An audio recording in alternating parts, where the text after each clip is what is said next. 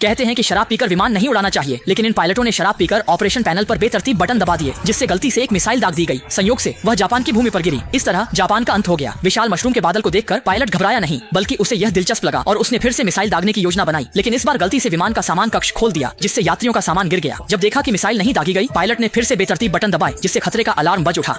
यात्रियों को कुछ अजीब लगा तो उन्होंने तुरंत ऑक्सीजन मास्क पहन लिए, लेकिन विमान के अंदर की स्थिति से दोनों अनजान थे और उन्हें उड़ाना उबाऊ लग रहा था। तभी कप्तान ने दिशा बदल दी और विमान को 360 डिग्री घुमा दिया, जिससे यात्री चकरा गए। एक यात्री ने कहा कि इन दोनों ने विमान को लड़ाकू बना दिया। इसी समय सह पायलट ने देखा कि ईंधन लगभग खत्म है, लेकिन कप्तान की अगली हरकत ने यात्रियों को चौंका दिया, क्योंकि उन्होंने सीधे पंख पर खड़े होकर ईंधन भरना शुरू कर दिया।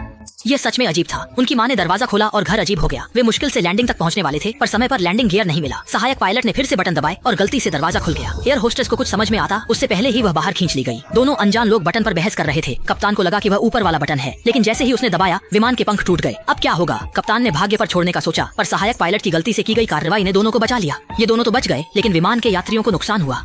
दोनों इस पर ध्यान नहीं देते और फिर से बियर पीने लगते हैं।